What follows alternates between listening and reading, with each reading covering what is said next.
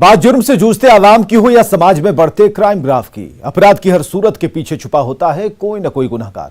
नमस्कार, मैं हूं विवेक। तफ्तीश की राह में आने वाली हर कड़ी सुराग बनकर पहुंचाती है गुनहगारों को सलाखों के पीछे।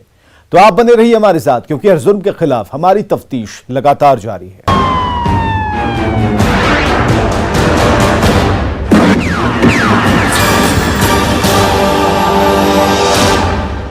खून में सने रिश्तों की यह कहानी है मोतिहारी के मधुचाई गांव के 6 भाइयों की, जहां छोटे भाई की शादी से नाराज तीसरे नंबर के भाई ने बड़े भाई की हत्या कर दी, जिसके बाद से इलाके में सनसनी मच गई और शहनाई बजने से पहले मातम पसर गया। शादी को लेकर भाई भाई में रार।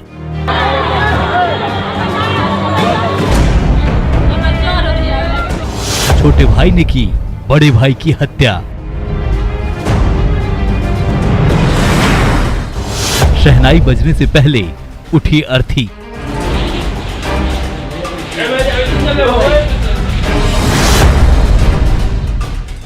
ये कहानी है पूर्वी चंपारण के मोतिहारी की, जहां भाई भाई के रिश्ते का कत्ल हुआ है। भतीजा लहूलुहान है, जिसके बाद से इलाके में सनसनी फैल गई है और पुलिस मामले की तफ्तीश में जुट गई है। इस खौफनाक और डरावनी वारदात के बाद से घर में चीख पुकार और चित्कार की आवाजें गूंज रही है। महिलाएं दहाड़ मार मार कर रो रही है, क्योंकि भाई ने ही भाई का कत्ल किया है। 3 दिन बाद जिस घर के आंगन में शहनाई बजने वाली थी, उसी घर के आंगन में आज मातमी सन्नाटा पसरा हुआ है। लोगों का हुजूम उमड़ा हुआ है। खूनी वारदात पूरे इलाके में चर्चा का विषय बना हुआ है और उस भीड़ में पुलिस तफ्तीश कर रही है। मधुचाई गांव में भैया भाई के बीच में आपसी विवाद में एक भाई के शादी करने के लिए दूसरे भाई ने कहा कि नहीं, इसका छोटा भाई है, इसका शादी कर दिया जाए, लेकिन शादी नहीं करने एक भाई चाह रहे थे कि शादी नहीं हो। इसलिए एक भाई ने दूसरे भाई को चाकू से मारकर हत्या कर दिए और उनके एक 10 वर्षीय पुत्र को भी घायल कर दिए, जो अभी मुजफ्फरपुर यहाँ से रेफर हुए हैं और एक भाई मृत्यु हो गई।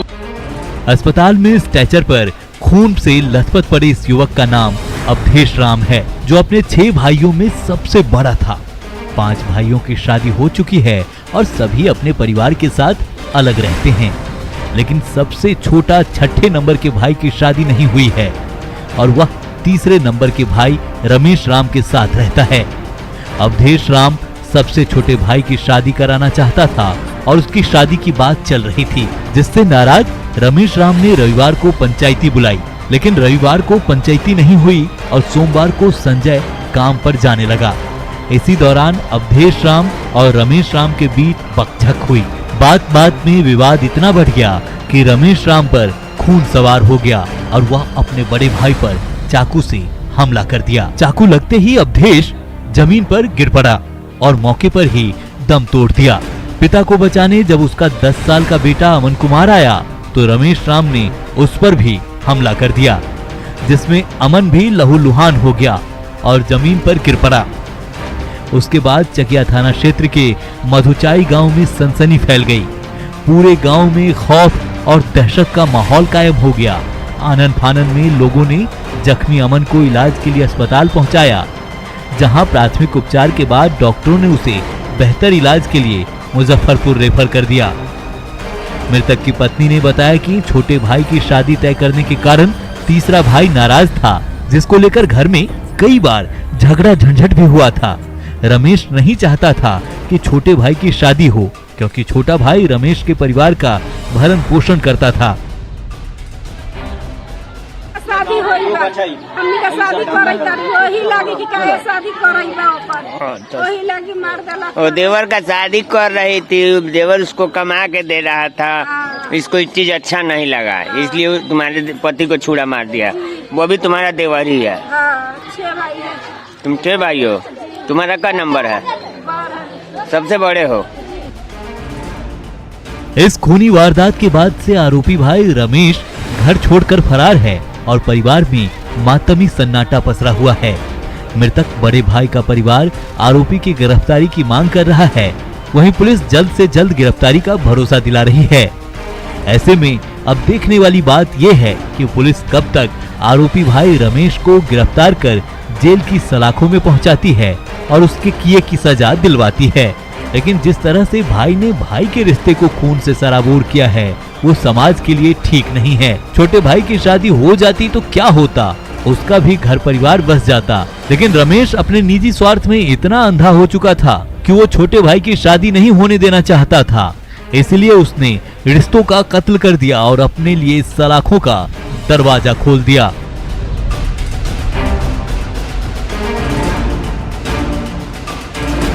न्यूज़ 18 के लिए मोतिहारी से मुकेश सिन्हा के साथ ब्यूरो रिपोर्ट।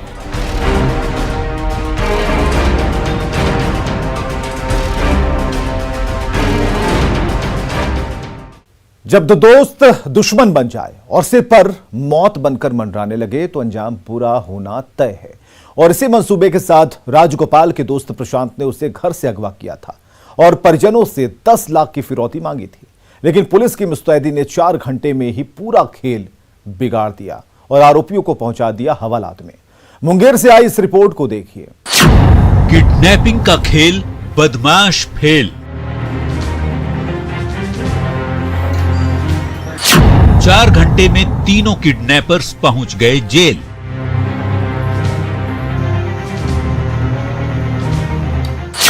दुश्मन बने दोस्त की साजिश बेनकाब।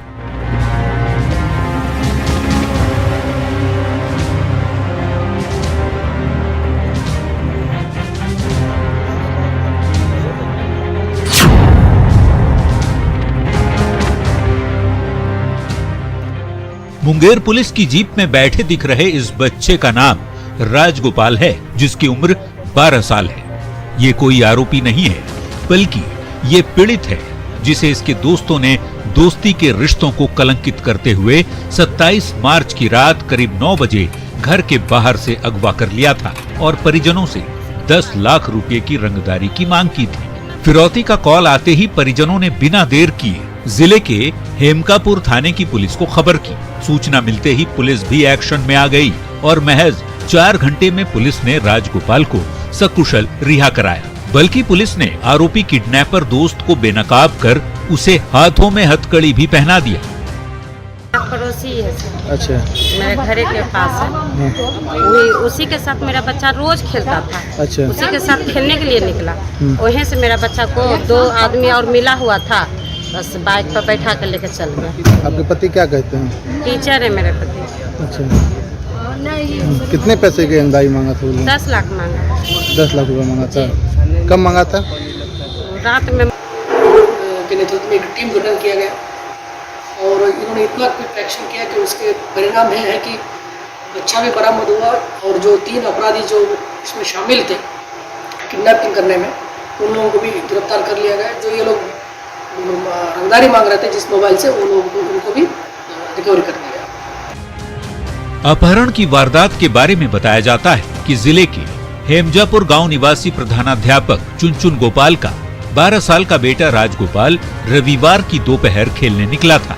जब देर शाम तक वो घर वापस नहीं आया तो परिजनों की बेचैनी बढ़ने लगी। घर वालों ने आसपास के इलाकों में खोजबीन शुरू कर दी, फिर भी कोई सुराग नहीं मिला। पूरा परिवार हताश और निराश घर में बैठा ही हुआ था। इसी बीच रात के करीब 9 बजे राजगोपाल के पिता चुनचुन गोपाल के मोबाइल पर घंटी बजती है। फोन उठाते ही किडनैपर कहता है कि तुम्हारा बेटा मेरे कब्जे में है, अगर बेटे को सही सलामत देखना चाहते हो तो 10 लाख रुपए देना पड़ेगा। इतना कहते ही दूसरी ओर से अपहरणकर्ताओं ने फोन काट दिया। उसके बाद परिजनों की बेचैनी और बढ़ गई।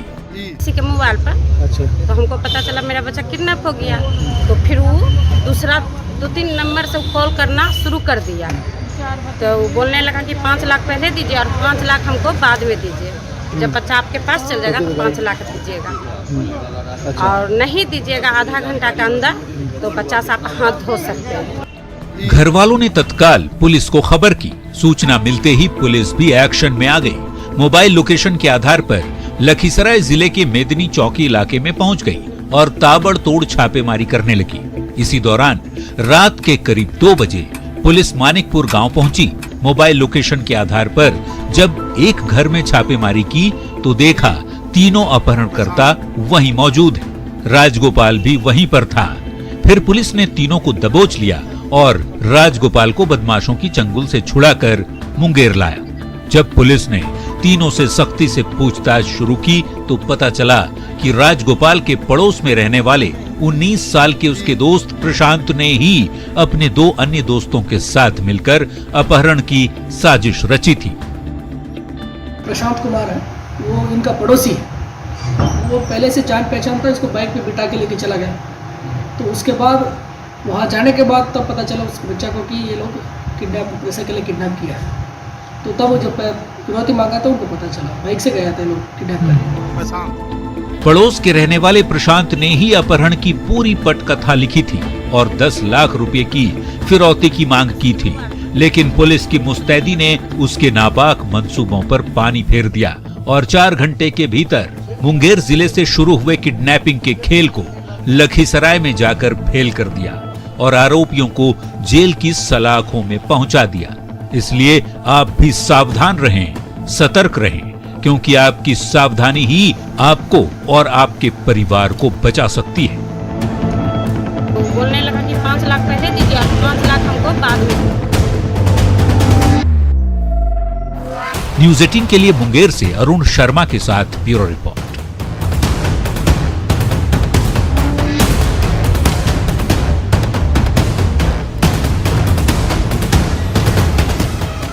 अब वक्त तो चला एक ब्रेक का, लेकिन ब्रेक के बाद आपको दिखाएंगे बेवफा बीवी के कातिलाना इश्क का सच।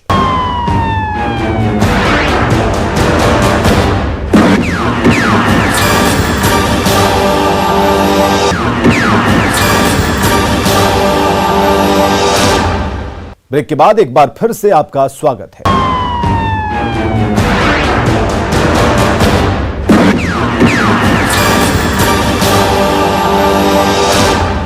धनंजय की पत्नी संध्या अपने रिश्ते में लगने वाले जीजा लल्लू को दिल दे बैठी थी। लल्लू से संध्या बेहद प्यार करती थी, उसे हमेशा के लिए पाना चाहती थी, लेकिन धनंजय दोनों के मोहब्बत के बीच दीवार बनकर खड़ा था। जब प्यार परवान चढ़ा तो संध्या ने अपने आशिक मिजाज जीजा के साथ मिलकर सुहाग के खिलाफ ही साजिश रच डाली और यार के साथ पहुंच गई सलाखों के पीछे। धनंजय हत्याकांड का पर्दाफाश।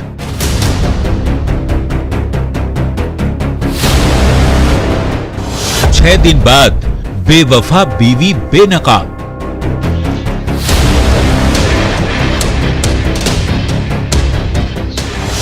सामने आया पत्नी का घिनौना सच।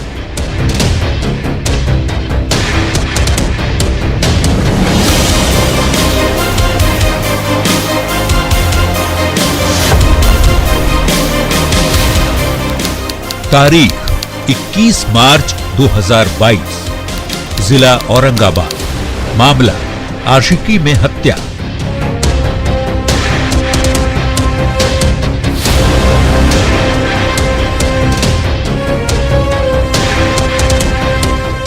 यही वो मनहूस तारीख है जिस दिन नवीनगर थाना क्षेत्र के चंद्रगढ़ गांव के 22 साल के राघव उर्फ धनंजय को पीट पीट कर और चाकू से गोद कर अज्ञात अपराधियों ने हत्या कर दी थी और शव को चंद्रगढ़ गांव से लगभग 1 किलोमीटर दूर अरहर की खेत में फेंक दिया था, जिसके बाद इलाके में सनसनी फैल गई थी। तब मृतक के पिता गोपाल यादव ने थाने पहुंचकर अज्ञात अपराधियों के खिलाफ मामला दर्ज कराया था। उन्हें ये नहीं पता था कि उनके बेटे का हत्यारा कोई और नहीं बल्कि उनकी अपनी बहू और धनंजय की पत्नी संध्या है। उस वक्त पुलिस के लिए भी केस बिल्कुल ब्लाइंड था। पुलिस ने एफआईआर को आधार बनाते हुए तफ्तीश शुरू कर दी।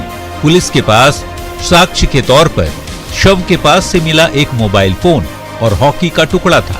साथ ही मृतक धनंजय की 2 पासपोर्ट साइज फोटो जो मौकाए वारदात से मिली थी, जिससे मृतक की शिनाख्त हुई थी। लेकिन जैसे जैसे दिन बीतता गया वैसे वैसे ब्लाइंड केस से पर्दा उठता गया। साजिश के तार सुलझते गए और 6 दिन बाद जब पुलिस ने खुलासा किया तो पुलिस के साथ साथ मृतक धनंजय यादव के परिजनों के पांव तले जमीन खिसक गई। और उसका साढ़ू, इसके अलावा और 2 लोगों को गिरफ्तार किया गया है, जिनमें हैं शिव कुमार धनुबीघा के और कृष्ण कुमार चौधरी दुधैला गांव के। इन्होंने सुनियोजित तरीके से हॉकी स्टिक से प्रहार करके उनकी हत्या कर दी।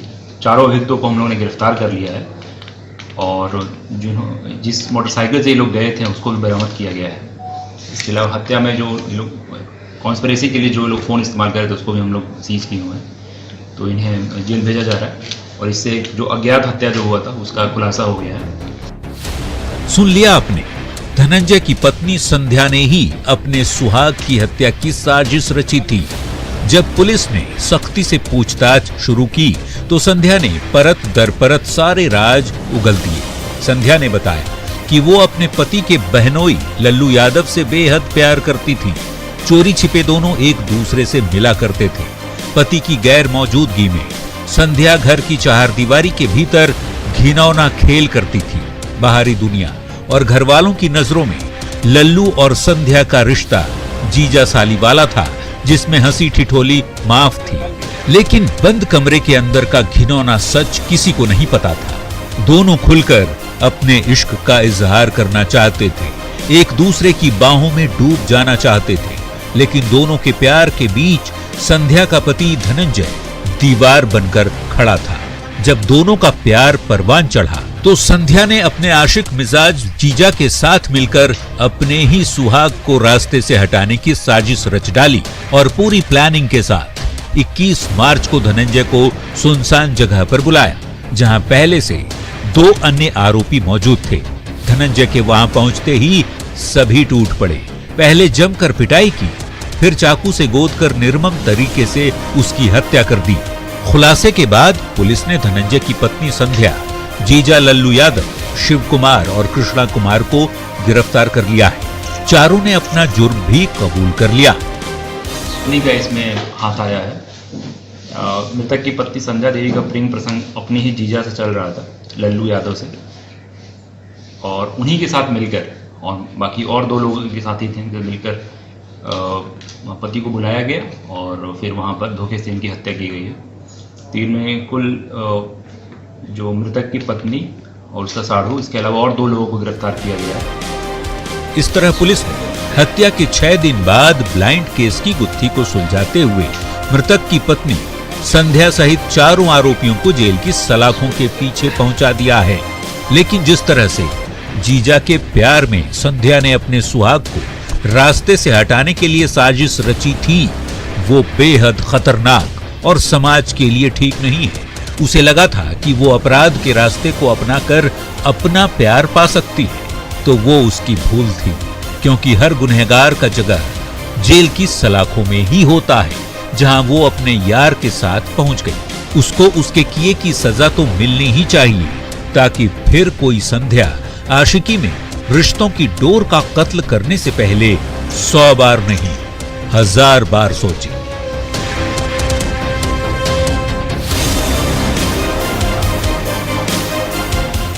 न्यूज़ 18 के लिए औरंगाबाद से संजय सिन्हा के साथ ब्यूरो रिपोर्ट।